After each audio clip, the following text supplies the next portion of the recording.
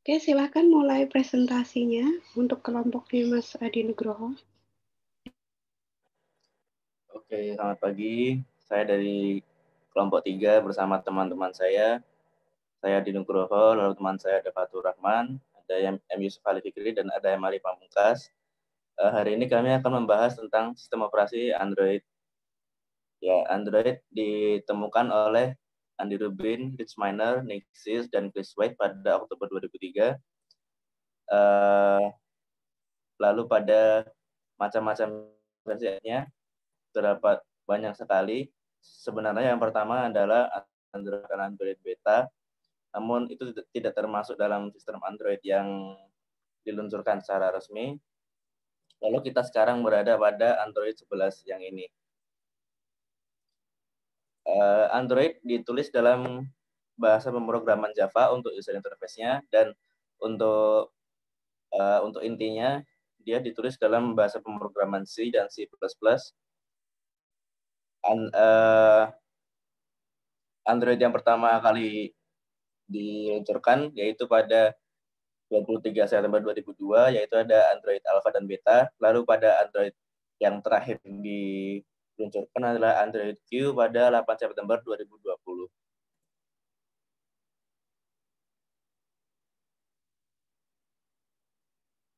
Lalu saya akan pindah ke teman saya. Silakan. Ya, baik. Dari kelebihan dari Android sendiri, pertama dari penggunaan yang didesain mudah pada fitur-fitur aplikasi serta tidak sulit untuk dipahami. Yang kedua, Android dapat dikatakan sebagai sistem operasi berbasis Linux yang open source. Dengan begitu, akan memberikan peluang besar untuk para developer untuk membuat dan mengembangkan aplikasi-aplikasi yang bagus dan canggih. Yang ketiga, pengguna dapat dengan bebas untuk memilih aplikasi yang mana saja yang ingin digunakan yang ada pada sistem Android tersebut. Yang keempat, tersedia banyak sekali aplikasi yang dapat digunakan secara gratis dengan berbagai fungsi. Itu secara resmi tersedia di Google Play Store yang bisa kita download dan install. Yang terakhir, sistem operasi Android bersifat multitasking yang berguna untuk menjalankan berbagai aplikasi secara mudah, serta dapat menelusuri aplikasi Android yang diinginkan. Selanjutnya, pada teman saya.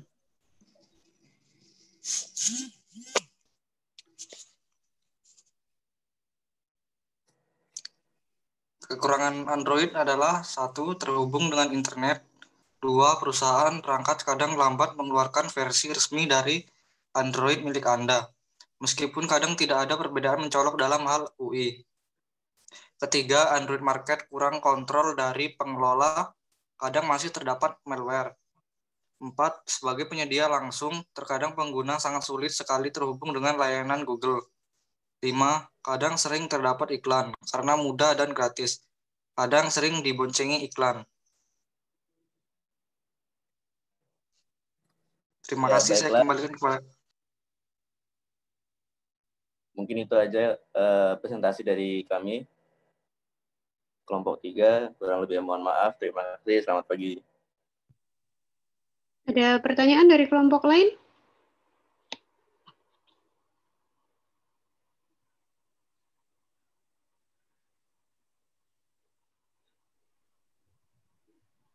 Ada? Saya mau tanya. Silakan. Iya. Kalau di Android kan ada kernel ya, kayak Linux. Apakah kernel Linux itu fungsinya sama seperti di Android atau berbeda?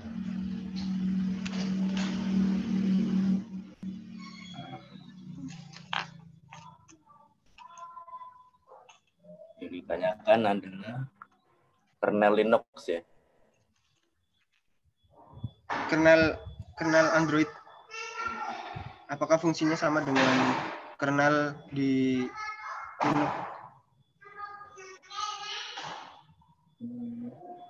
Ada pertanyaan yang lain?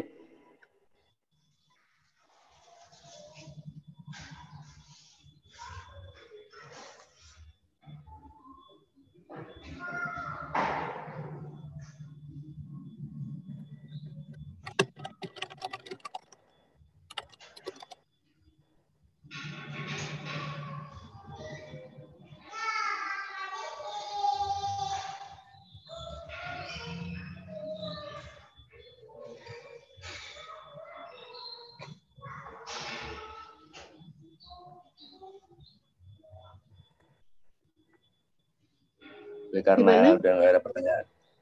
Tadi tanya tentang tanggapannya gimana kernel tadi? Android. Belum saya tanggapi, Bu. Oh, belum ya. Mungkin karena keterbatasan pengetahuan saya juga kurang tahu. Mungkin bisa dibantu sama Bu Erna. Bu Erma. Oke, jadi begini, kernel untuk sistem operasi Android itu memang menggunakan kernel Linux ya. Jadi ya fungsinya kurang lebih hampir sama sih. Jadi Android ini ya pakainya kernel Linux ya. Itu sih. Tadi pertanyaannya itu atau bukan? Ya. Jadi kernel yang digunakan oleh sistem operasi Android ya menggunakan kernel Linux. Cukup? Gimana tadi? Tadi Mas siapa yang bertanya? Mas Eko ya? Oh ya, cukup. Iya. Jadi kernelnya memang menggunakan kernel Linux. Jadi secara ini kurang lebih sama sih, hanya kalau di Android kan sifatnya lebih untuk perangkat mobile kan jadi fungsi-fungsinya lebih terbatas ya, limited. Tapi pada dasarnya ya intinya kernelnya menggunakan kernel Linux. Oke, cukup. Kita masuk ke kelompok berikutnya. Silakan diambil alih langsung ke kelompok 5. Kelompok 5 ready? Silahkan langsung share screen. Jadi siapa ya ininya? Kelompok 5 itu ada Muhammad Aji Pratama, Rizal Saifullah Fatah, Satrio Muslim, Yosef Michael. Bukan ya? Tadi kelompok 5, oke. Oke, silahkan dipresentasikan. Aji, Rizal, siap. Bismillahirrahmanirrahim. Assalamualaikum warahmatullahi wabarakatuh. Waalaikumsalam warahmatullahi wabarakatuh. Baiklah teman-teman sekalian, kami dari kelompok 5, kami membahas sistem operasi dari FreeBSD. Nama kelompok kami, itu kami beranggota 4 orang. Yang pertama, Muhammad Aji Pratama. Yang kedua, Rizal Saifullah Fatah. Yang ketiga, saya sendiri, Satrio Muslim Wibowo. Yang keempat, Yosef Michael Haim.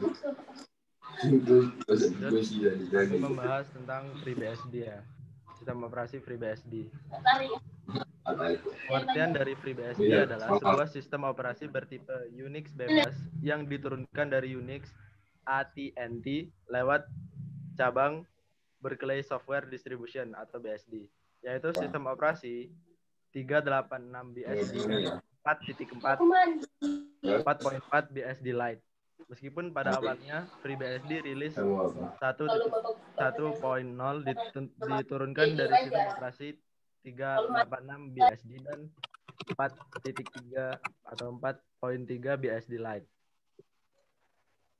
Kemudian FreeBSD merupakan turunan dari Berkeley Unix. Akan tetapi FreeBSD tidak bisa dipanggil sebagai Unix. Kemudian lisensi. FreeBSD dirilis dengan berbagai lisensi perangkat lunak terbuka, kode kernel, dan mayoritas kode yang baru dirilis dengan lisensi BSD 2 ayat yang memperbolehkan semua orang untuk memakai dan mendistribusikan FreeBSD sesuai dengan keinginan mereka. Lisensi ini disetujui oleh Yayasan Perangkat Lunak Bebas dan Open Source Initiative sebagai lisensi perangkat lunak bebas dan lisensi perangkat lunak sumber terbuka. Silakan dilanjut, teman.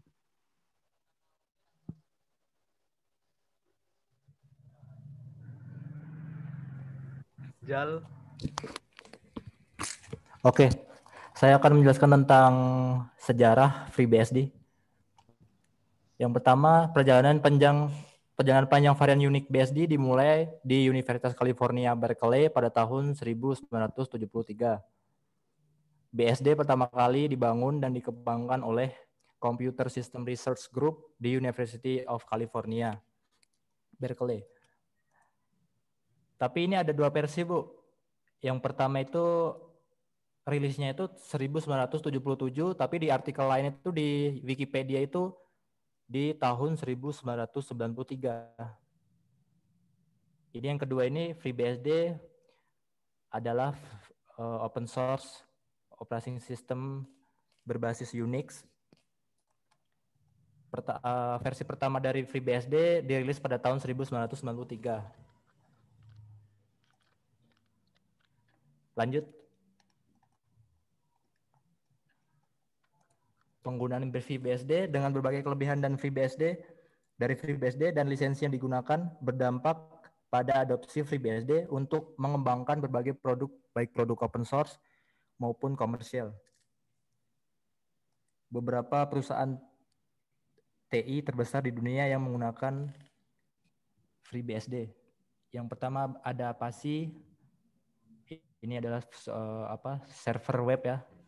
Yang kedua Apple digunakan untuk membangun USX. Belum selesai, Ji.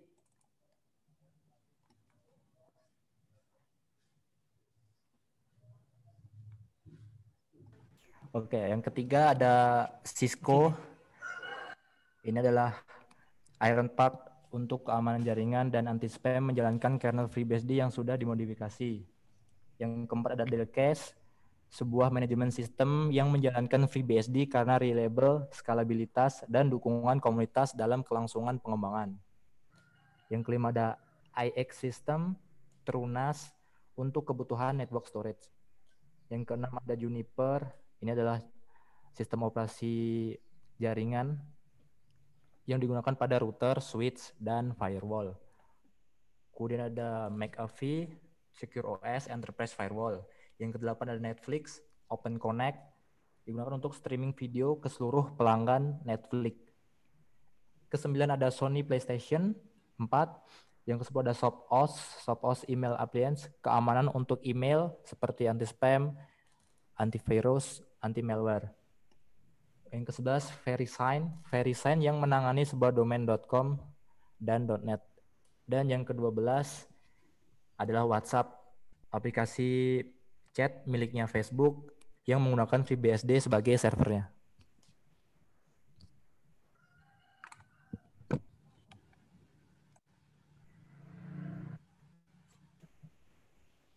Silakan Yosep.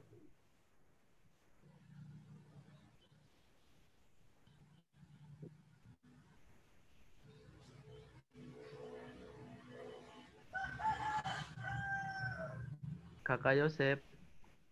Halo Yosep. Oke, terima kasih. Saya akan melanjut keistimewaan FreeBSD.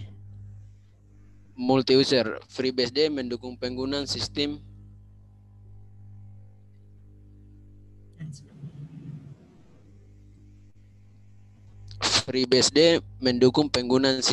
dan berbagai sumber daya yang ada dalam sistem.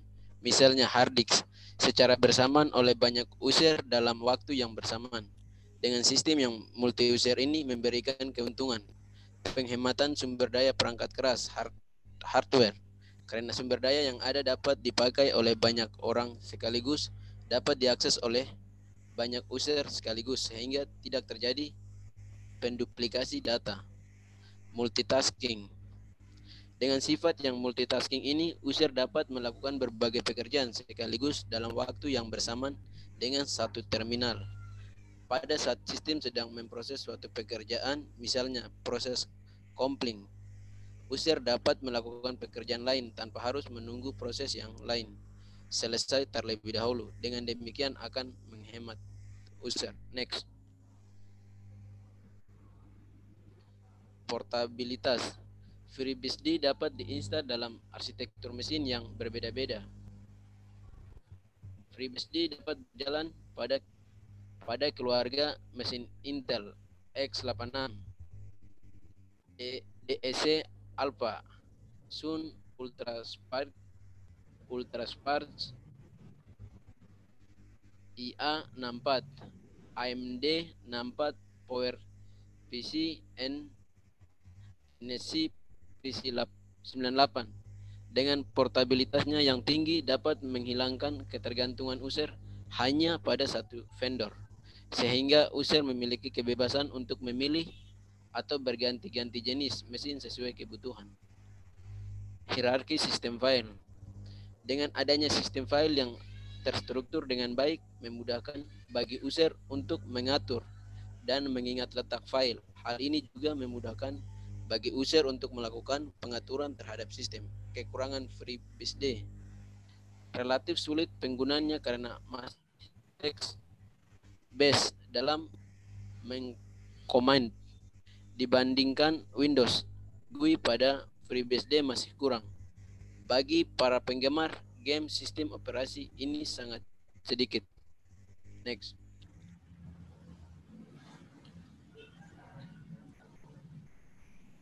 Oke, baik, terima kasih. Saya akan melanjutkan jenis-jenis FreeBSD.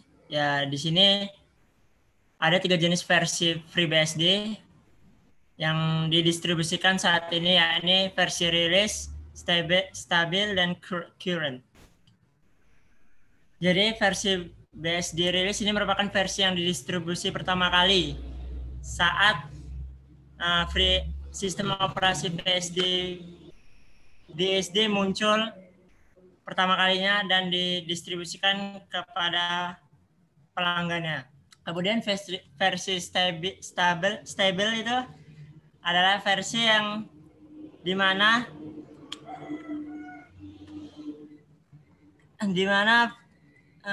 setelah versi rilis maka muncul versi stabil, yaitu versi yang sudah teruji keamanan dan ketangguhannya.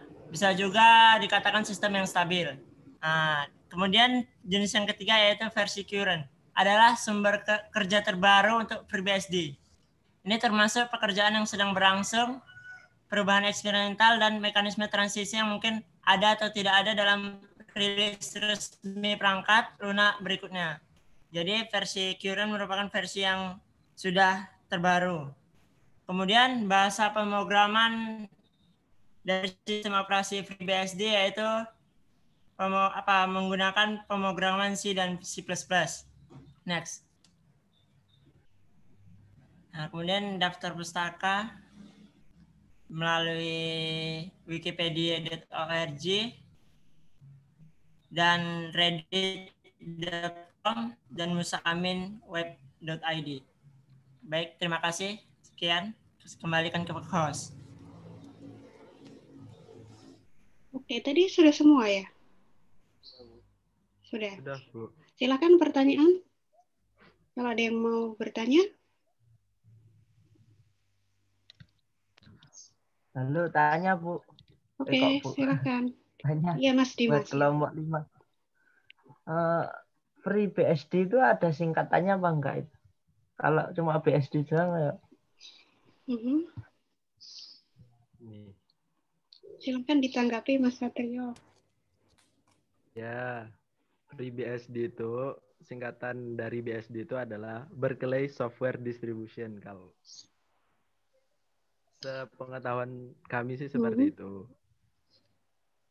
Kepanjangan dari BSD itu Berkeley Software Distribution.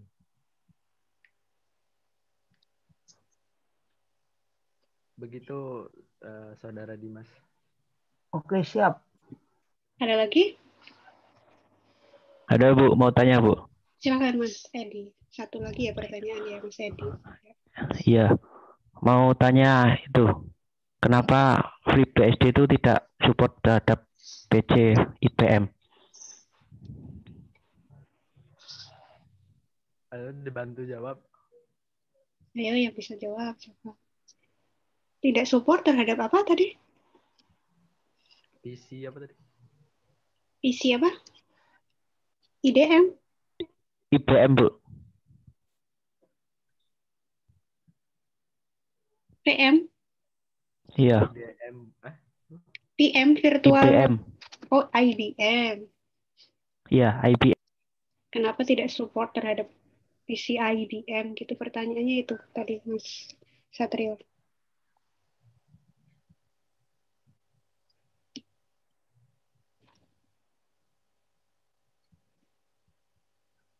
Sudah pernah mencoba? Mas Edi maksudnya sudah pernah mencoba? Belum, Bu. Nggak tahunya tidak support? Apakah pernah baca artikel seperti itu atau? Baca artikel ada itu kelemahannya, Bu. Saya baca itu. Jadi sih kalau setahu saya sih ya pada dasarnya FreeBSD kan ya dia apa ya turunan dari Unix gitu ya. Kalau masalah support atau tidak sih, saya juga belum pernah mencoba sih untuk menginstal FreeBSD. Tapi kalau secara operasional ya hampir mirip sih dengan Unix atau Linux gitu. Jadi beda ya antara, jadi kan kalau di Linux itu ada distro ya, ada distro-distro di Linux. Di distro itu kan ada Ubuntu, ada Linux Mint, ada SUSE, ada Fedora, Red Hat, dan sebagainya. Nah, kalau FreeBSD ini kan OS tersendiri ya, bukan bukan distro dari Linux ya, agak sedikit berbeda. Kalau masalah IBM support atau tidak, ya bisa dicari sih penjelasannya. Sementara saya juga belum pernah nyoba apakah memang benar tidak support atau karena sesuatu hal. Itu sih kalau dari saya. Mungkin dari kelompoknya cukup atau mau menambahkan? Oh, cukup, Bu. Cukup banget, Bu. Oke, thank you. Tadi pertanyaannya. Kemudian sekarang langsung aja diambil alih oleh kelompok 2.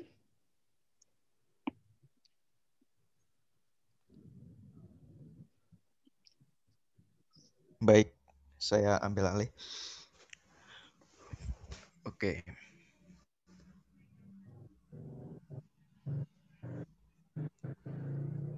Yang mau share screen siapa? Saya, Bu. Oke. Udah co-host ya? Oke. Ya, sebentar.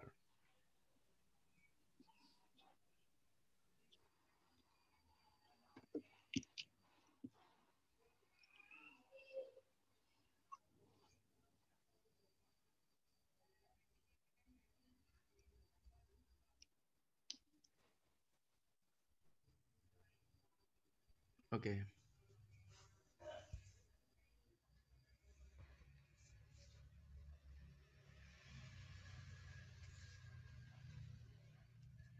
Apakah sudah muncul, Bu, gambarnya?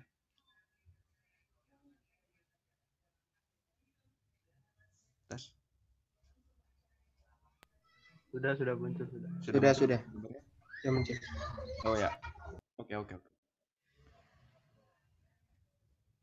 Oke, saya mulai ya. Assalamualaikum warahmatullahi wabarakatuh. Waalaikumsalam warahmatullahi wabarakatuh. Kami akan mempresentasikan hasil kerja kami tentang sistem operasi Windows yang disusun oleh saya sendiri, Noval, 2 Putri Nadira, 3 Evita Pesti, dan 4 Ken Raymond. Kurang 1, 5 Yan Budiman. Oke, langsung saja.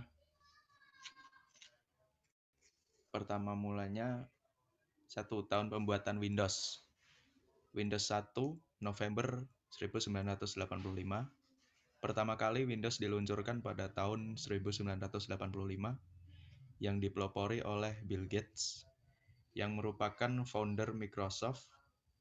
Windows 1 ini merupakan percobaan pertama terhadap antarmuka grafis atau GUI versi 16 bit.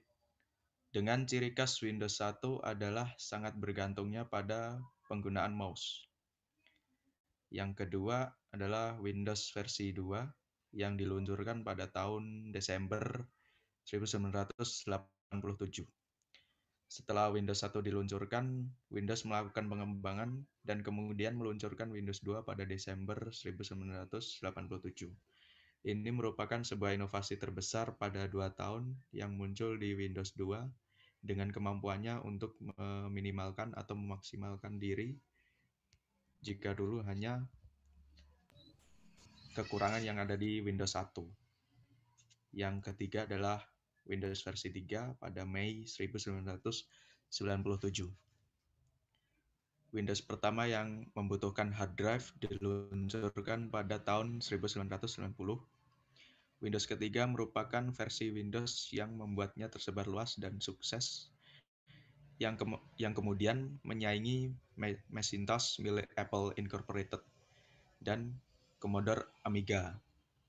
Windows 3 memperkenalkan kemampuan untuk menjalankan program MS-DOS yang juga mendukung 256 warna sehingga interface terlihat lebih berwarna. Permainan kartu soliter merupakan salah satu inovasi dalam Windows 3. Yang keempat adalah Windows 3,1 1992. Pada tahun 1992, Windows 3.1 memperkenalkan dengan ciri khas utama berupa adanya font TrueType. Permainan Minesweeper mulai bisa dimainkan dengan Windows 3.1 yang memerlukan RAM sebesar 1 MB untuk dapat bekerja. Windows 3.1 juga merupakan versi Windows pertama yang didistribusikan melalui CD-ROM. Yang kelima yaitu Windows 95 Agustus 1995.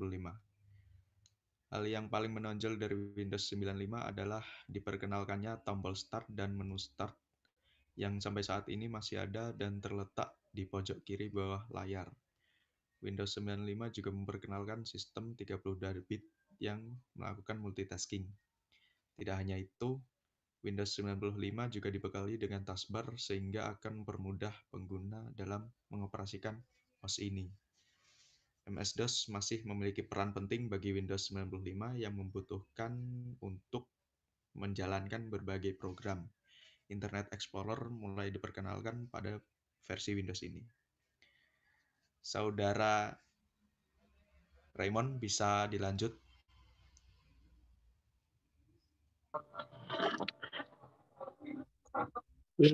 Windows 98 Mei 1998 diluncurkan pada tahun 1998. Windows versi ini sudah dilengkapi dengan Internet Explorer 4, Outlook, Express, Windows Address Box, Microsoft Ted, dan NetSaw Player. NetSaw Player kemudian diganti dengan Windows Media Player pada Windows 98. Edisi kedua pada tahun 1999. Penggunaan USB mulai berkembang pesat pada Windows 98 termasuk USB Hubs dan USB Mix. Salah satu perubahan besar yang juga terjadi pada Windows 98 adalah adanya Windows Drive model untuk komponen komputer dan aksesoris, yaitu sebuah driver yang mendukung semua versi Windows di masa setelahnya. Tahun pembuatan Windows 7. Windows Millennium Edition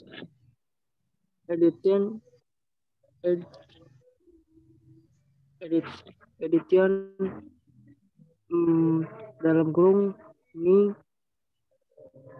September 2000. Banyak yang berpendapat bahwa Windows ME merupakan versi yang kurang begitu bagus. Walau begitu, Windows yang diluncurkan pada September 2000 ini memperkenalkan beberapa konsep penting untuk para penggunaan seperti sistem recovery otomatis pada Windows ME. Pertama kali diperkenalkan Internet Explorer 5.5, Windows Media Player 7, dan Windows Movie Maker. Windows 2000 Februari 2000 dapat dikatakan sebagai kembaran Windows ME karena lahirnya pada tahun yang sama. Windows 2000 selanjutnya dikembangkan menjadi Windows XP. Pada Windows 2000, hal yang paling menonjol adalah mulai diperkenalkan sistem Hibernation yang terletak bersamaan dengan shutdown dan restart dan standby. Windows XP Agustus 2001. Windows XP merupakan salah satu versi Windows yang paling banyak disukai oleh pengguna. Berbasiskan Windows 2000 dan juga elemen yang rumah pengguna dari Windows ME. Pada Windows XP, menu Start berwarna hijau dan Taskbar memiliki tampilan visual yang sangat baik. Pada Windows XP diperkenalkan Clear TV, sebuah program yang didesain untuk memudahkan sebuah teks dibaca pada layar. Juga beberapa inovasi lainnya seperti CD burning dan fitur autoplay dari sebuah CD. Windows XP merupakan operating sistem yang paling lama digunakan, bahkan update dari Windows XP masih tersedia hingga April 2014. 13 tahun setelah pertama kali diluncurkan, masalah terbesar yang dihadapi Windows XP adalah keamanannya. Walaupun terdapat firewall di dalamnya, karena kepopulerannya banyak hacker yang mengaplikasikan program atau sistem Windows XP. Misalnya pada bagian Internet Explorer. Windows Vista November 2006, Windows XP mengalami tingkat popularitasnya 6 tahun setelah diluncurkan. Setelah kemudian Windows Vista hadir pada November 2006. Pada Windows Vista tampilan Windows lebih fokus pada elemen transparan seperti share dan security di dalamnya. Pada Windows Vista terdapat Windows Media Player 11 dan EA7. Juga terdapat Pet Promotion, Windows DVD, Maker, serta foto. Bisa dilanjut saudara Pita.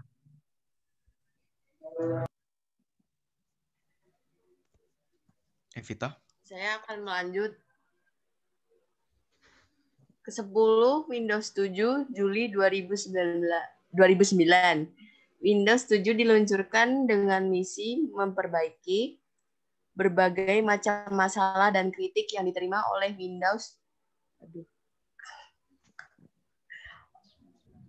Windows Vista. Microsoft menambah kemudahan pengguna dengan desain dari Windows 7 yang lebih baik. Windows 7 dapat dijalankan dengan lebih cepat, stabil, dan mudah, sehingga banyak pengguna yang akhirnya beralih ke Windows 7 dari sebelumnya XP atau Vista. 11 Windows 8 Oktober 2012. Dipasarkan pada Oktober 2012, Microsoft berharap Windows 8 menjadi primadona baru bagi pengguna komputer yang sebelumnya sudah puas dengan Windows 7. Hal yang paling mencolok dari Windows 8 adalah adanya widget untuk mengganti daftar berbagai program di tombol Start. Walaupun begitu, tampilan desktop masih sedikit mirip seperti Windows 7. Windows 8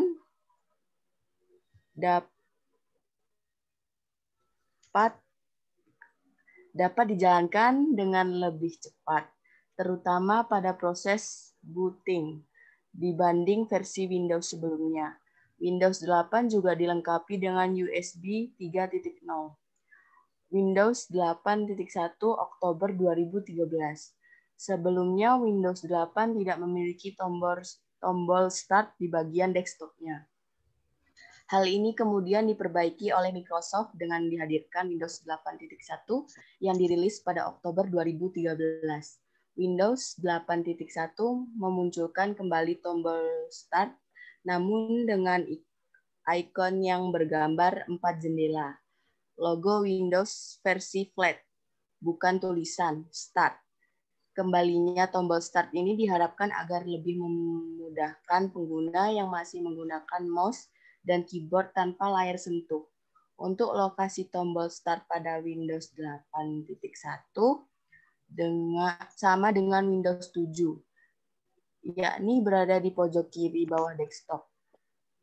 Perbedaan lain antara Windows 8.1 dengan 8 terletak pada ukuran file pada start screen.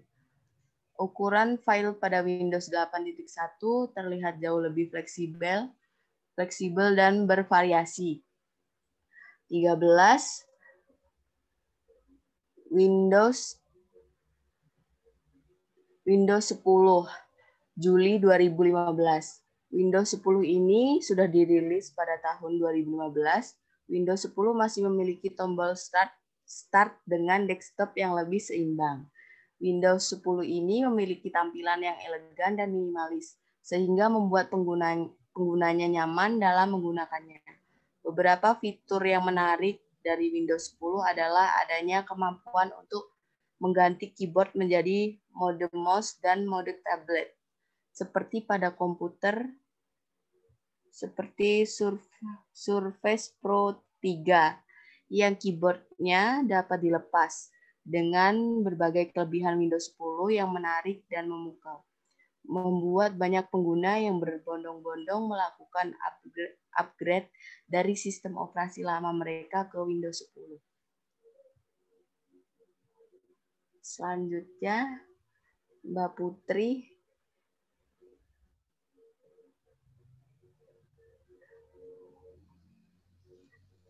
Mbak Putri, silahkan. Oh ya, selanjutnya untuk kelebihan dari sistem operasi Windows yaitu yang pertama proses boot atau shutdown itu lebih cepat. Kemudian konsumsi daya CPU, hard disk, dan memori dibutuhkan sistem service lebih sedikit. Lalu mengoptimisasi perfetching baik untuk hard disk maupun SSD. Kemudian tampilan lebih bagus dari segi 3 dimensinya yang menonjol. Dan yang kelima itu fitur security yang benar-benar ketat. Selanjutnya,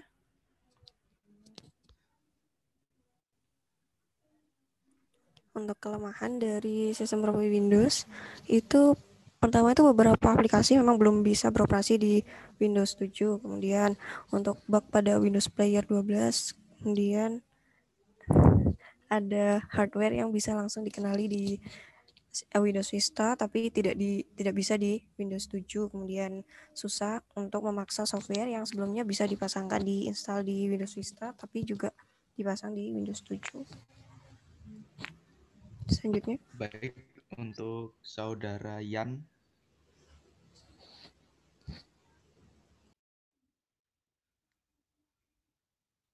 Yan Budiman.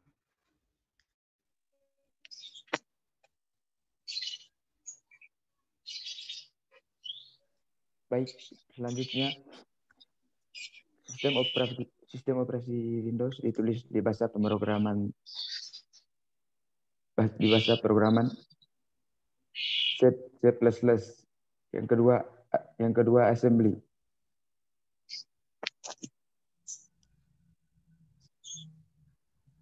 Jenis lisensinya yaitu perangkat lunak proprietary. Oke, sekian dari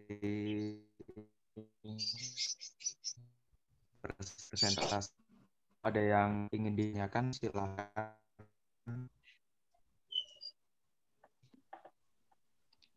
Proprietary itu maksudnya apa ya? Ada yang mau menjelaskan? Proprietary tadi. Enggak dong, Bu.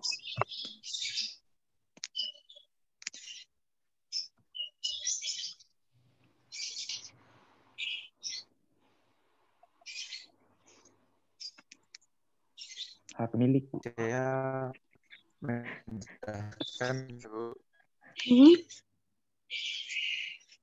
Yang mau jawab siapa? Proprietary. Proprietary artinya hak milik, Bu. Bisa dipakai gitu, tapi ada batasannya. Sifatnya komersil atau ini? Komersil, Bu, lebih berbayar. Berbayar ya, close source ya. Nah, kemudian tadi saya lihat di kelebihan, coba kelebihan sistem operasi Windows, tadi slide keberapa? Tadi saya lihat ada kalimat. Terus. Tadi ini kelebihan. Fitur security yang benar-benar kuat, yang benar-benar ketat. Ini Windows berapa? Apakah semua Windows fitur security-nya sudah benar-benar kuat? Enggak, Bu. Yang sebelumnya itu masih ada kebocoran. Kalau yang Windows 10?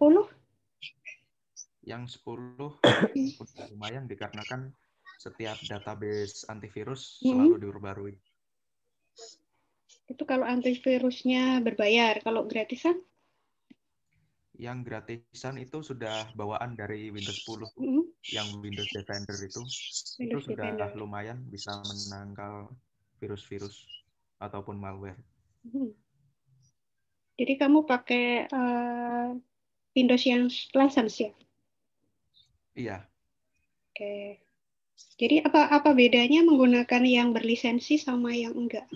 Kira-kira perbedaannya, kan kalau yang pakai yang berlisensi pasti tahu ya bedanya dengan yang tidak. Tapi kalau yang belum pernah pakai yang berlisensi kan pasti nggak bisa rasain perbedaannya. Berlisensi itu terbatas. Kita hanya bisa pakai, cuman masih ada batasan-batasan tertentu, sama kita tidak bisa memasang wallpaper gitu. Jadi kalau yang sudah lisensinya udah kedaluarsa gitu atau nggak punya lisensi, jadinya user interface-nya itu hitam, nggak ada wallpaper-nya. Itu ciri utamanya sih, Bu. Ciri paling umum. Oke. Kira-kira Bu, saya mau tanya, Bu. Silakan. Ya, silakan. Kenapa MS-DOS itu nggak tercantum di presentasi kalian? Menurut saya itu MS-DOS itu dari sejarahnya itu merupakan cikal bakal dari Windows itu sendiri. Iya. Seperti itu. Udah ada kok. Ayo yang mana tadi?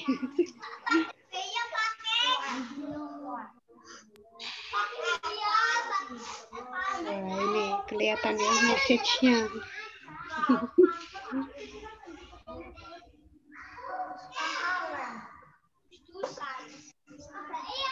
Nah, ini. Nah, masuk Windows 3 ya? Iya. Jadi itu masuk ke Windows 3, Mas. Itu Eko tadi. MS-DOS. Oh, berarti MS-DOS itu Windows 3? Enggak, maksudnya seperti kernelnya gitu loh. Oh, di Windows ada kernel? Enggak, maksudnya semua OS ada kernel. Ya. Dari MS. Oke, saya kira cukup ya. Ya, Bu. Nanti kita diskusikan lagi lain waktu.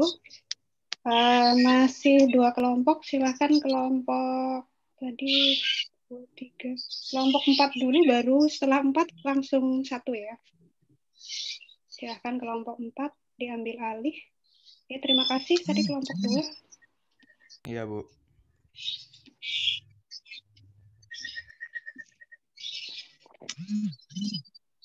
Assalamualaikum warahmatullahi wabarakatuh. Waalaikumsalam warahmatullahi wabarakatuh. Waalaikumsalam warahmatullahi wabarakatuh. Ini kami dari kelompok 4 ingin mempresentasikan tentang anggotanya siapa saja ya?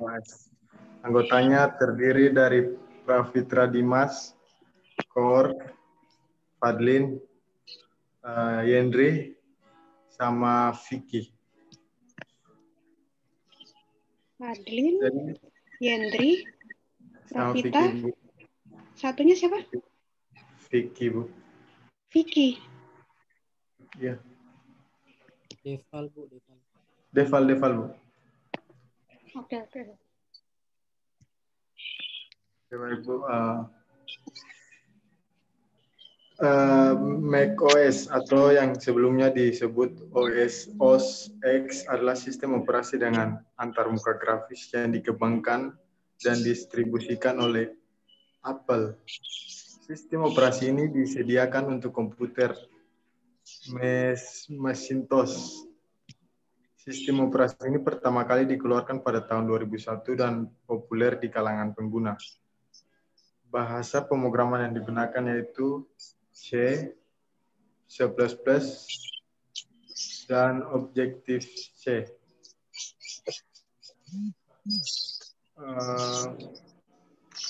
Perusahaan yang mengelola adalah Apple tahun 24 Maret 2001 dan tipe closed source. Oke, dilanjutkan sama kawan-kawan yang lain. Oke, buat kelebihan dari macOS adalah satu, kestabilan lebih baik karena menggunakan Unix. Halo. macOS ini merupakan sebuah sistem operasi eksklusif untuk Mac. Maka kualitas dan support kedepannya lebih terjamin.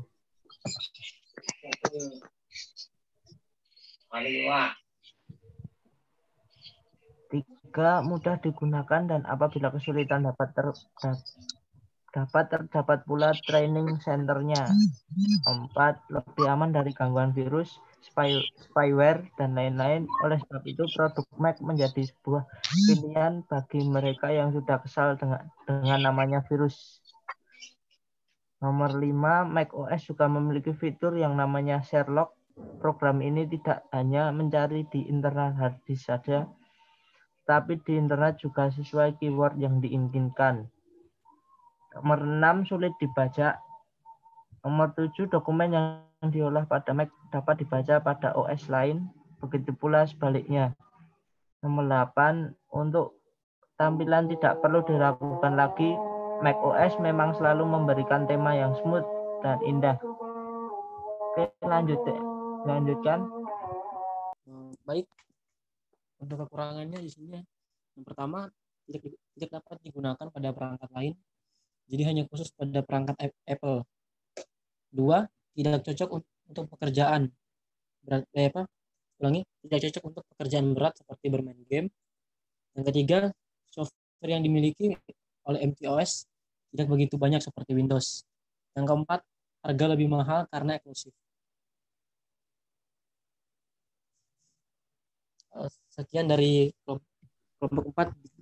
Bila ada pertanyaan, dipersilakan. Bu, saya ingin tanya, Bu. Iya, silakan Mas Satrio. Saya dari kelompok 5 mau bertanya tentang macOS. Apakah macOS ini bisa dibajak? Bisa nggak dibajak?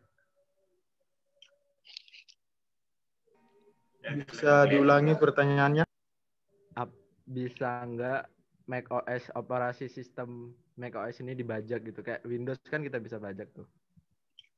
Bisa nggak kira-kira macOS ini dibajak? Bisa aja sih.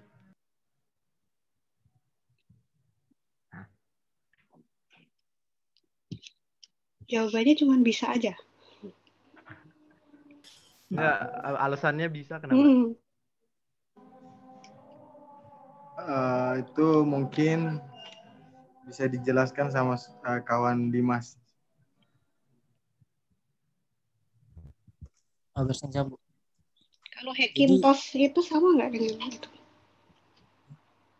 Tadi hubungannya dengan dibajak ya, bisa dibajak apa enggak? Kan ada yang namanya Hackintosh gitu ya. Itu sama nggak dengan macOS? Itu bajakannya apa gimana gitu?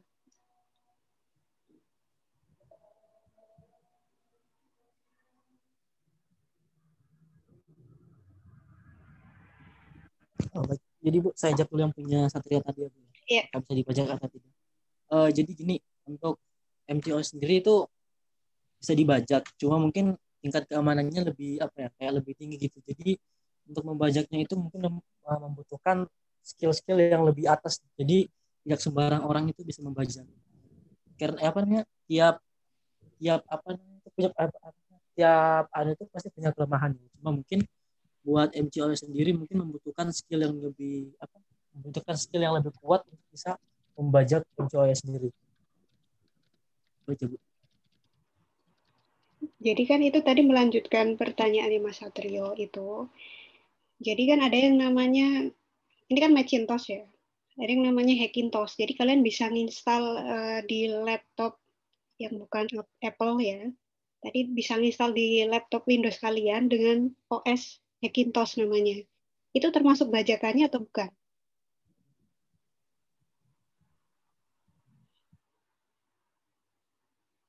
Jadi kalau aplikasi-aplikasi di macOS kan bisa aja kita juga pakai aplikasi-aplikasi yang sudah di jailbreak ya.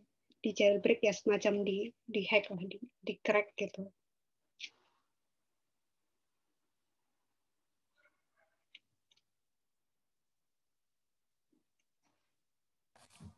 Membantu jawab, Bu. Ya, silakan Mas Reza. Saya dari kelompok 5. Jadi Hackintosh itu memang versi bajakannya dari Macintosh yang diperuntukkan untuk Intel dan AMD. Tapi untuk sekarang ini lebih banyakkan Intel sih, Bu. Yang AMD masih supportnya masih kurang gitu ya.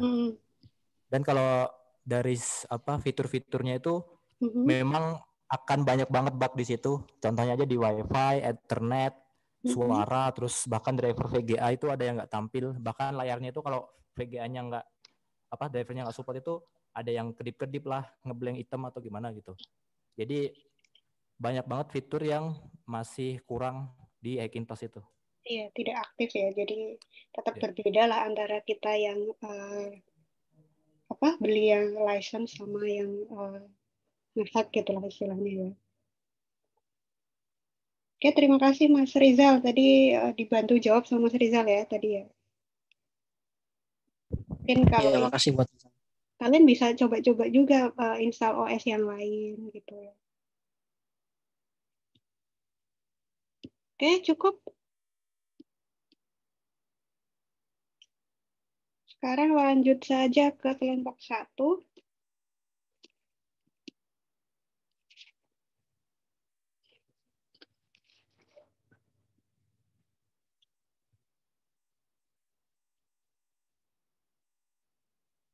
Oke, kelompok 1. Ya, Bu. Oke, Bu. Yang share screen nanti Siapa? Mas Yoman. Mas Nyoman. Yoman. Ini nggak bisa di share screen ya, Bu? Iya, saya jadikan co-host. Oh ya. Oke, sudah. Silakan Mas Nyoman. Iya, Bu.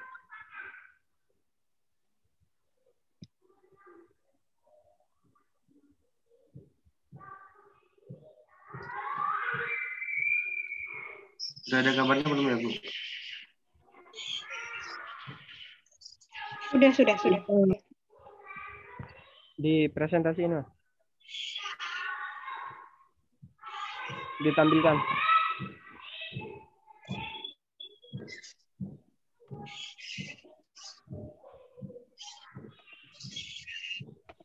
Di slideshow Mas Nyoman. Iya, Bu, sebentar. Oke.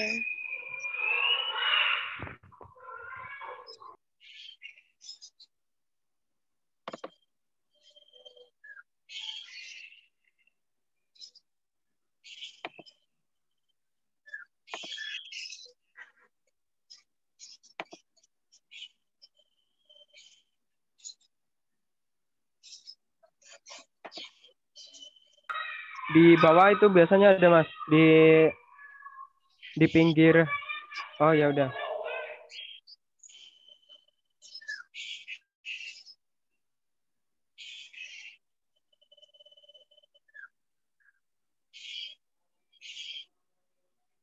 Suaranya kamu mute, Bro.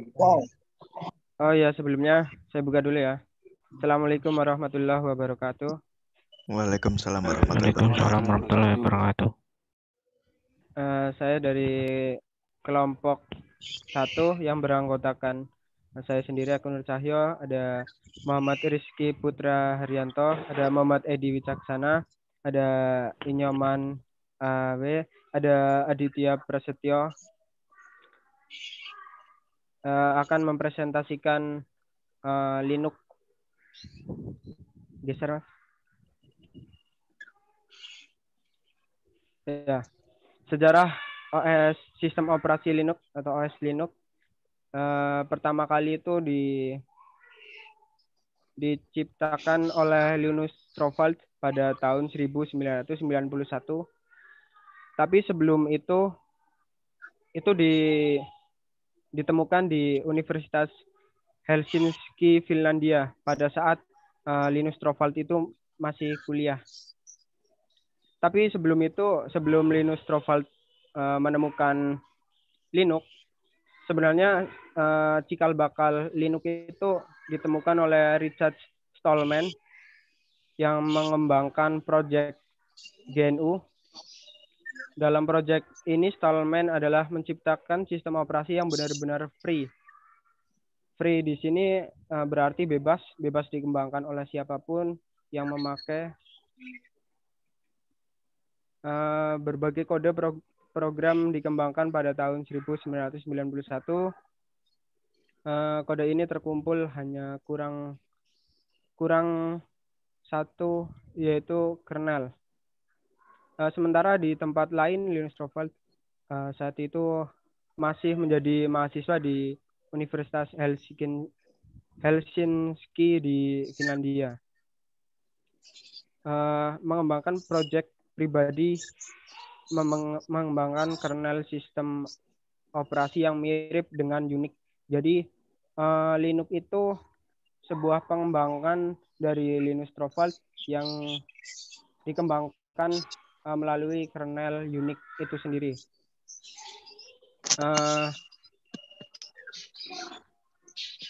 Kernel itu kemudian digabungkan menjadi sebuah proyek bernama GNU, Project GNU, hingga terbentuklah nama GNU Linux yang merupakan pengembangan dari Unix. Selanjutnya, Mas. Ya, di sini ada perkembangan sistem operasi Linux. Sistem ini telah mengalami perkembangan yang cukup banyak dari diciptakannya oleh Linus Torvalds pada tahun 1991. Pertama kali 1983 oleh Richard Stallman sebagai cikal bakal terbentuknya Linux itu. Namun pada September tahun 1991, Linus Torvalds menemukan kernel Linux untuk pertama kalinya, versi 0.01. Kemudian selang 1 bulan terbentuklah kernel 0.02. Kemudian pada bulan Desember, kernel Linux versi 0.11 diciptakan oleh Linus Torvalds. Pada sebulan selanjutnya, yaitu Januari 1992, Linus Torvalds merilis kernel Linux untuk selanjutnya, yaitu 0.12. Pada tahun 96 dirilislah Linux versi 2.0. Terus pada tahun 1999 kernel Linux versi 2.2 dirilis. Januari tahun 2001 kernel Linux versi 2.4 dirilis. Pada tahun 2011 kernel Linux 3.0. 2015 kernel Linux 4.0 dirilis. Hingga saat ini kayaknya masih dipakai Linux kernel versi 4.0. Lanjut, Mas. Untuk lisensi akan dijelaskan oleh Saudara Rizky, Muhammad Rizky. Silakan. Oke. Untuk lisensi sistem operasi Linux dilisensikan berdasarkan GNU atau GPL. GNU atau GPL merupakan kepanjangan dari General Public License, merupakan jenis lisensi di mana pengguna dapat melihat, mengubah, dan mengembangkan kode dari sebuah program yang terlisensi. Dalam GPL, namun pengguna harus tetap patuh pada aturan dasar seperti mencantumkan lisensi GPL pada kode yang ia rubah dan tidak boleh mengklaim software yang ia modifikasi untuk tujuan komersial.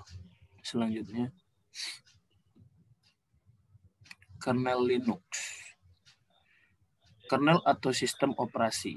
Seperti yang telah saya jelaskan di atas, Linus bukanlah satu-satunya orang yang berkontribusi dalam pengembangan Linux, meskipun ia menjadi salah satu pionirnya. Mengingat kernel tidak akan dapat bekerja tanpa ada support dari software lain, istilah GNU atau Linux saya rasa lebih tepat digunakan karena dengan adanya software GNU lah yang membuat kernel Linux dapat digunakan dan dapat bekerja selayaknya sistem operasi. Next. Distro Linux. Distribusi Linux terdapat banyak distribusi Linux, lebih dikenali sebagai distro, yang dibuat oleh individu, grup, atau lembaga lain. Masing-masing disertakan dengan program sistem dan program aplikasi tambahan. Di samping menyertakan suatu program yang memasangkan keseluruhan sistem di komputer atau installer program. Inti di setiap distribusi Linux adalah kernel, koleksi program dari proyek GNU atau proyek lain, cangkang atau shell, dan atur cara utilitas seperti pustaka atau libraries, kompilator, dan penyuting atau editor. Kebanyakan sistem juga menyarankan atur cara dan utilitas yang bukan GNU. Bagaimanapun, utilitas tersebut dapat dipisahkan dan sistem ala Unix masih tersedia. Beberapa contoh adalah atur cara dan utility dari BSD dan sistem grafik X atau X Windows System. X menyediakan antarmuka grafis atau GUI yang umum untuk Linux. Contoh-contoh distribusi Linux yang terkenal, Ubuntu dan derivatifnya, Ubuntu, Xubuntu, Ubuntu, Debian, Fedora, CentOS, Kali Linux, Slackware, OpenSUSE, Red Hat, Linux Clear, US Gentoo, Linux Arch, Linux Mint, Elementor OS, dan Manjaro. Next.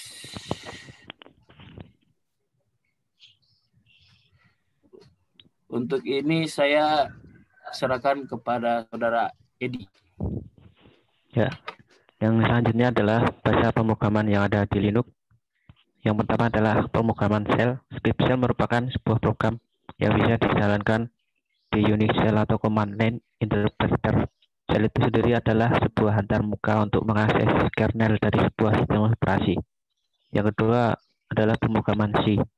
Bahasa pemrograman C merupakan bahasa pemrograman yang diciptakan oleh Dennis Ritchie. Bahasa yang umurnya cukup tua ini masih digunakan sampai saat ini. Bahkan kernel Linux sendiri ditulis dengan bahasa pemrograman C. Untuk melakukan pemrograman di C di Linux kita dapat memanfaatkan kompilator GCC, GNU C Compiler, atau GNU Collection Compiler. Yang selanjutnya, pemrograman C++. C++ merupakan pengembangan dari C. Bahasa C mendukung pemrograman OOP, Object Oriented Programming, sedangkan bahasa C tidak. Itulah perbedaan yang cukup terlihat pada C dengan C++.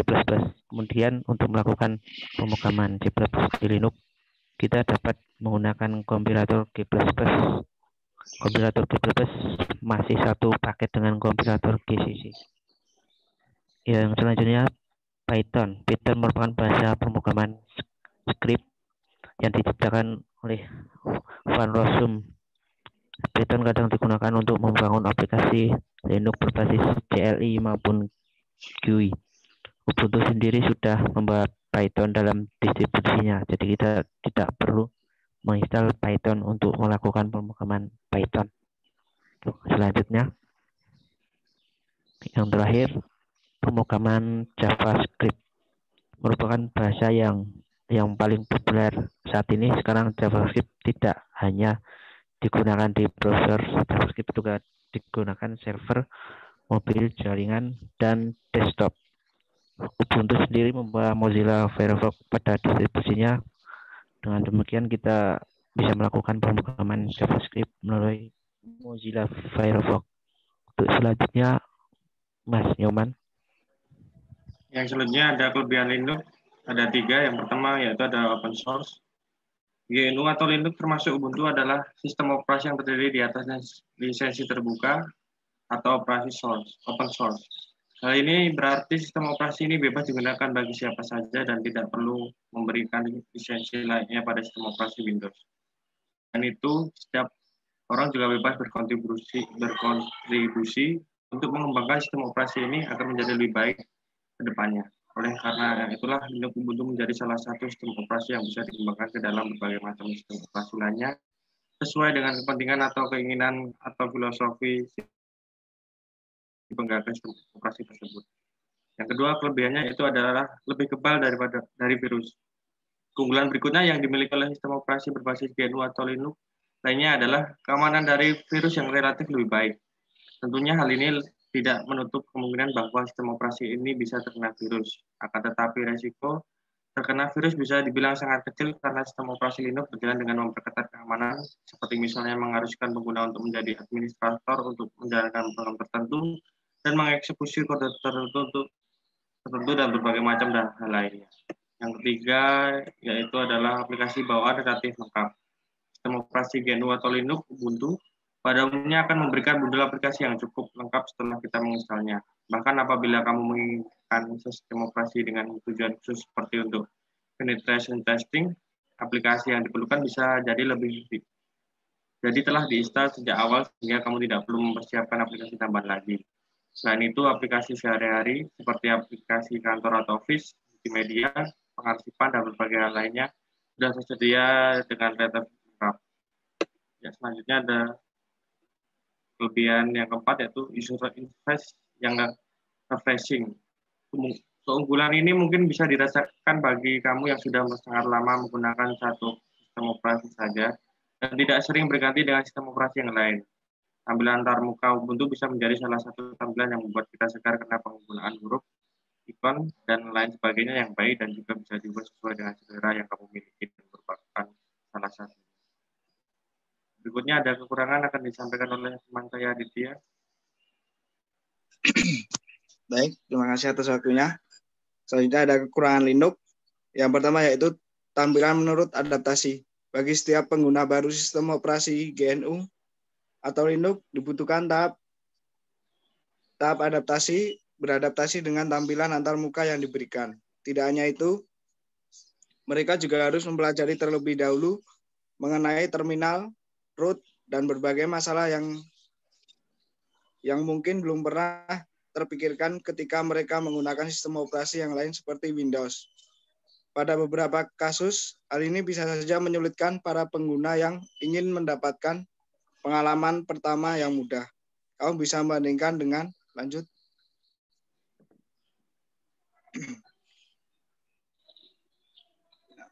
Kemudian ada yang kedua yaitu aplikasi relatif sedikit apabila dibandingkan dengan sistem operasi lain.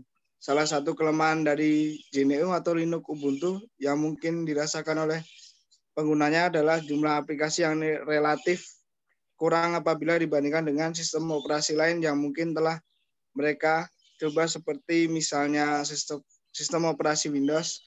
Hal ini disebabkan karena pengembangan aplikasi membutuhkan waktu yang tidak sedikit sehingga pengembangan biasanya cenderung berfokus pada salah satu jenis aplikasi pada salah satu sistem operasi saja. Walaupun demikian, seiring dengan berjalannya waktu, masalah ini bisa saja diatasi dan pada akhirnya sistem operasi Linux atau Linux Ubuntu bisa memiliki jumlah aplikasi yang sebanding dengan sistem operasi yang lain. Lanjutnya. Lanjut yang ketiga, kurang cocok untuk gaming. Kekurangan berikutnya yang mungkin akan sangat dirasakan oleh mereka yang ingin bermain game di laptop yang miliki adalah aplikasi gaming yang bisa dikatakan sangat sedikit dibuat pada platform Linux. Tentu saja hal ini membuat pengalaman bermain game di sistem operasi Linux Ubuntu menjadi kurang menyenangkan. Akan tetapi hal ini tergantung pada penggunanya sendiri. Apakah mereka ingin menggunakan game atau tidak. sebab gaming memang bukanlah satu-satunya tujuan utama seseorang dalam mengoperasikan komputernya.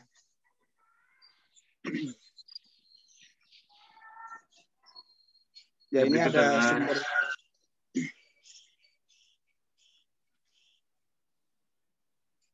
ada sumber yang kita cari tadi.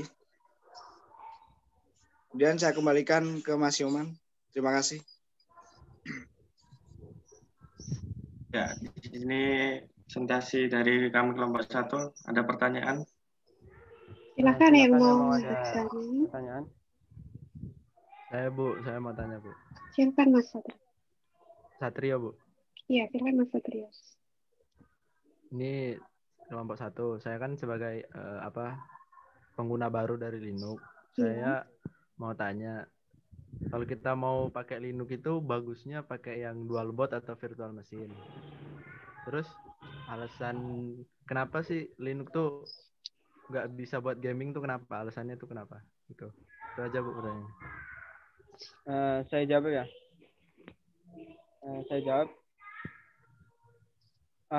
Kalau kita pakai VirtualBox, pertama kita harus install VirtualBox. Itu akan memakan penyimpanan dan juga penyimpanan RAM juga. Akan memakan ketika VirtualBox itu jalan, itu akan memakan RAM yang cukup banyak. Kemudian kita install juga di VirtualBox itu, misal kita install Linux Ubuntu versi 20 misal. Itu juga akan memakan RAM juga, memakan RAM yang cukup banyak. Berarti 2 kali lipat. Yang pertama dari VirtualBox-nya sendiri akan memakan RAM dan penyimpanan. Terus juga yang kedua akan memakan RAM dari Linux Ubuntu-nya jika VirtualBox itu berjalan langsung dengan Ubuntu-nya. Perbandingannya dengan kita install dual boot. Kalau kita install dual boot, ketika kita booting, kita disuruh memilih apakah kita memilih Windows-nya kalau kita masih install Windows, atau kita pilih Ubuntu. Maka yang akan jalan itu menurut saya itu satu.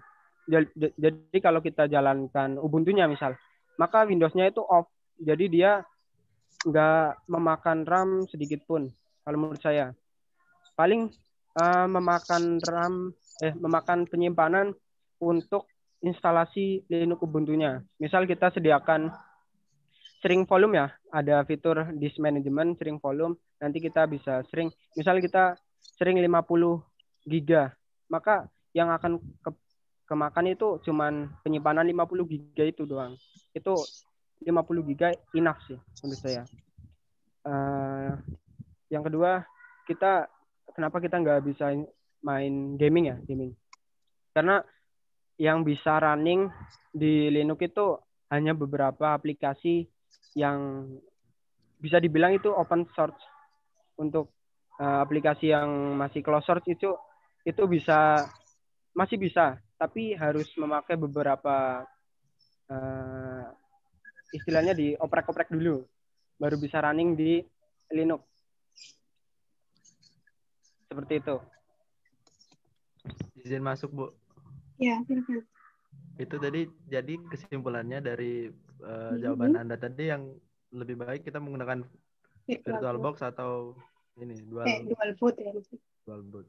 Kalau menurut saya lebih enakan dual boot sih. Kalau menurut saya lebih enakan dual boot. Kenapa? Karena cuman memakan penyimpanan. Penyimpanan itu sendiri bisa kita atur sendiri. Kita bisa atur misal 50 giga atau 20 giga atau jadi di partisi ya. Bisa sharing volume sendiri. Tapi kalau pakai VirtualBox itu yang berat itu di RAM-nya kalau menurut saya. Karena harus jalan VirtualBox-nya dan Linux-nya, instalasi yang di dalam VirtualBox. Seperti halnya kita install emulator Android, itu kan sangat berat kalau yang laptop kentang kayak punya saya. Ya, Bu, seperti jelas, itu. Bu. Jadi sebaiknya sih karena file system antara Windows dan Linux itu kan berbeda ya file sistemnya. Kan kita pasti kalau mau dual boot kan harus partisi dulu ya, harus partisi. Tadi yang dimaksud sering volume mungkin partisi ya. Jadi partisi dulu untuk Windows-nya berapa, kemudian untuk Linux, kemudian di Linux juga kita bisa nambahin swap file ya untuk membantu kinerja memori.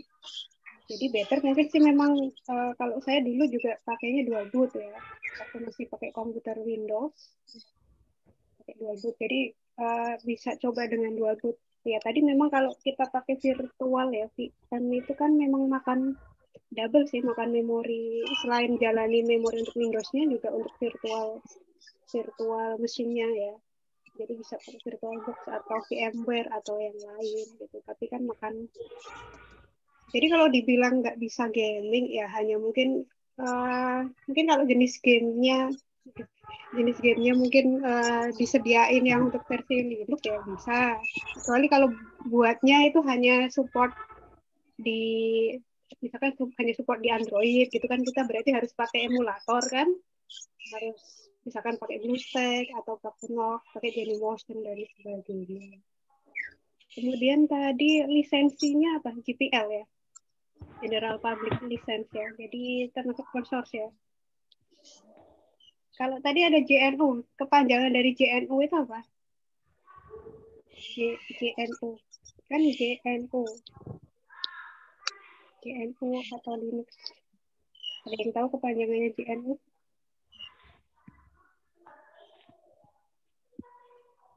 Jadi di slide kan ada JNU ya. JNU ya kepanjangannya G-nya itu tetap JNU not Unix ya. Jadi General Public itu GPL. Tapi kalau kepanjangannya JNU ya JNU juga, JNU not Unix ya. Untuk kepanjangan dari JNU. Ada pertanyaan lagi? Satu lagi mungkin? Saya Bu. Silakan Mas Rizal. Iya. Jadi kan itu di Linux banyak banget ya distribusi distro itu. Distronya banyak. Apa sih yang membedakan dari setiap distribusi itu yang paling mencolok? Ini pertanyaannya ke kelompok ini ya. Kelompok 5 Bu saya.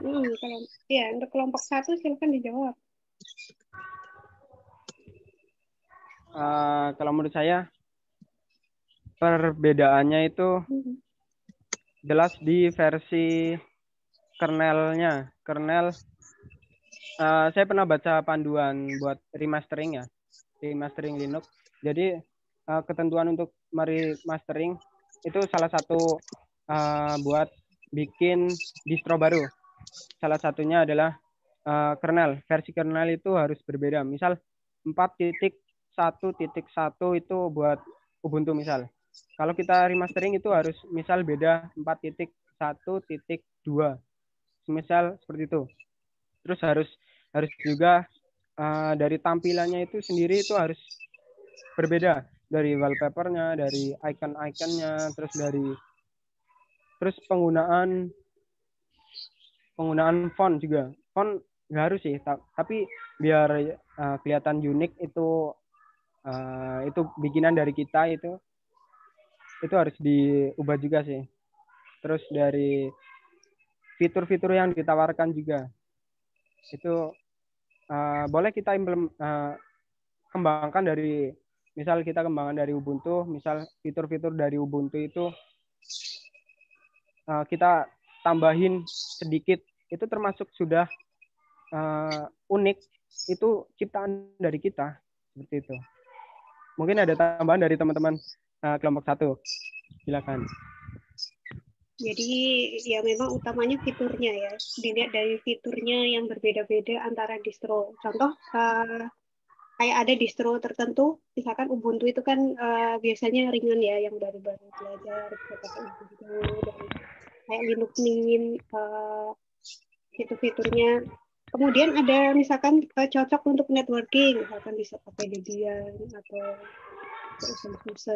OpenSUSE atau pakai distro yang lain ya, kayak Red Hat. Red Hat itu misalkan dikhususkan untuk yang enterprise.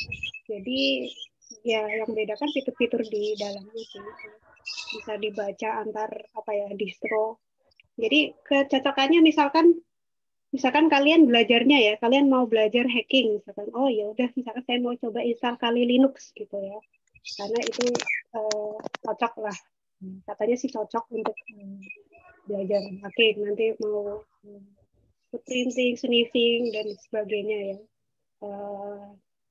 Jadi intinya dari fitur-fitur tiap distro itu beda-beda sih ya. Mau pakai OpenSUSE, mau pakai apa Fedora, Mandriva atau apa segala macam ya, segala macam distro yang masih ada apa. Atau bahkan kalian sebenarnya bisa buat distro sendiri ya. Misalkan bikin distro buatan Indonesia. Tahu nggak distro buatan Indonesia apa contohnya? Ada yang tahu? Distro buatan anak bangsa. Ada Pernah Drakos, dengar? Bu. Drakos. Kalau Blangkon pernah dengar ya, Blangkon ya? Blangkon juga pernah. Terus apa lagi? Terus Selastra apa ya? Tapi nggak terlalu terkenal sih. Kalau Slackware bukan buatan Indonesia. Selastra. Batik OS. Iya, saya mau belum pernah dengar itu. Oke, terima kasih tadi feedbacknya. Tadi kelompok 1 berarti sudah semua ya, sudah semua kelompok mempresentasikan.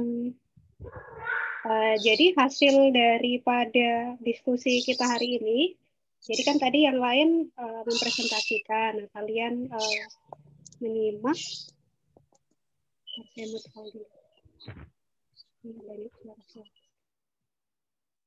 Tadi kan semua peserta sudah mempresentasikan hasil dan juga yang lain sudah menyimak. Nah, tadi banyak sekali yang bisa kalian pelajari ya dari masing-masing OS, baik itu kelebihannya, kekurangannya, kemudian deskripsinya bagaimana. Nah, nanti dari apa yang kalian kerjakan hari ini, silakan nanti dikirim ke LMS. Kalian bisa kirim, misalkan taruh jadi setiap peserta ya, setiap person mengirim masing-masing, boleh mengirim yang sama, misalkan ditaruh di Google Drive ya. Misalkan ditaruh di Google Drive, kemudian di-share linknya ke LMS, ya nanti supaya saya bisa ngasih grade-nya untuk masing-masing peserta atau partisipan. Kemudian nanti file ini ya, jadi recordnya juga akan saya upload supaya nanti bisa dilihat kembali, karena apa yang kalian kumpulkan hari ini akan saya jadikan bank soal ya. Apa yang kalian bahas hari ini, tadi banyak sekali ilmu ya yang bisa kita dapat, banyak sekali informasi yang bisa dapat insight baru ya, yang sudah tahu ataupun yang belum tahu. Nanti saya tambahkan untuk ke bank soal, karena kemarin kan belum jadi online quiz ya. Jadi saya akan jadikan itu bank soal. Tadi belum ditutup ya kata Mas Eko. Silakan kalau mau ditutup yang tadi kelompok terakhir. Mulai dari Mas Eko. Boleh Mas Eko kalau mau ditutup tadi. Tadi udah nulis di chat sih, tapi kan kelompok 5 juga belum ditutup Bu tadi. Belum closing. Oh ya, silakan coba closing masing-masing. Closing, ya. Ya, saya tutup dulu dari kelompok 1. Ya. Terima kasih. Wassalamualaikum warahmatullahi wabarakatuh. Waalaikumsalam warahmatullahi wabarakatuh. Ya, kelompok berapa tadi yang belum ditutup? Berarti saya masih boleh bertanya ya. Udah Bu, nambah ditutup ini. Oke. Nanti terakhir saya akan screenshot untuk foto bersama. Sebelum itu checking absensi dulu. Kita checking presensi. Oh ya, nanti kalian kirim ya ke diskusi project assignment hasil diskusi tadi. Kemudian untuk presensi silahkan cek. Silakan konfirmasi yang belum terabsen. Siapa? Udah semua? Saya belum, Bu. Saya itu siapa? Aditya. Aditya Prastio N. Udah ini. Udah Oh, kan? udah. Ya udah. Oh, ya. Iya. Maksudnya yang hadir di sini, yang di sini masih merah warnanya. Nggak ada ya, udah semua berarti. Nggak ada kan? Ya. Terus untuk materi hari ini sebenarnya desain dan implementasi sistem operasi. Ini sudah pakai versi bahasa Indonesia ya. Slide-nya silahkan dipelajari masing-masing, tinggal dibaca saja.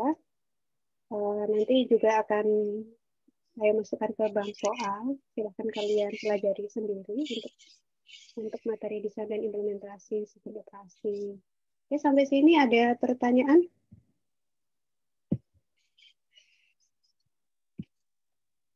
Terima kasih ya tadi insight-nya.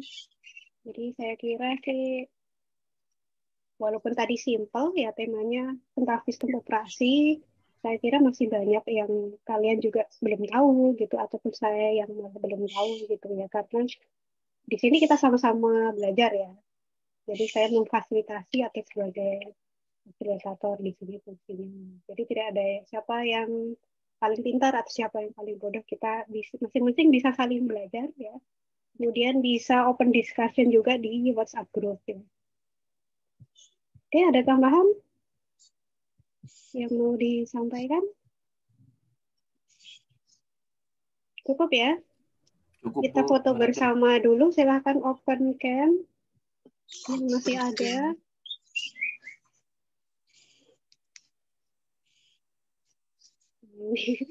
Udah pada mandi belum ini? Pagi-pagi belum pada mandi, Mas Satrio belum mandi ini kayaknya. Ya. Tadi udah ada yang hilang, nggak apa-apa, ini ada yang. Oke, sudah siap, ready? Ini masih ada yang nggak buka kamera, nggak apa. Oke, 1, 2, 3. Oh iya, Putri Nadira. Yang Yusuf ada nggak? Yusuf Ali Fikri satu lagi nih. Adi Nugroho kayaknya double ya, Mas Adi Nugroho. Ada, Bu. Satu PC. Ada di atas Matiin ya aja yang PC, Bu. fotonya. Oke, udah semua. Yan Budiman, satu lagi Yan Budiman. Oke. Fatur Rahman.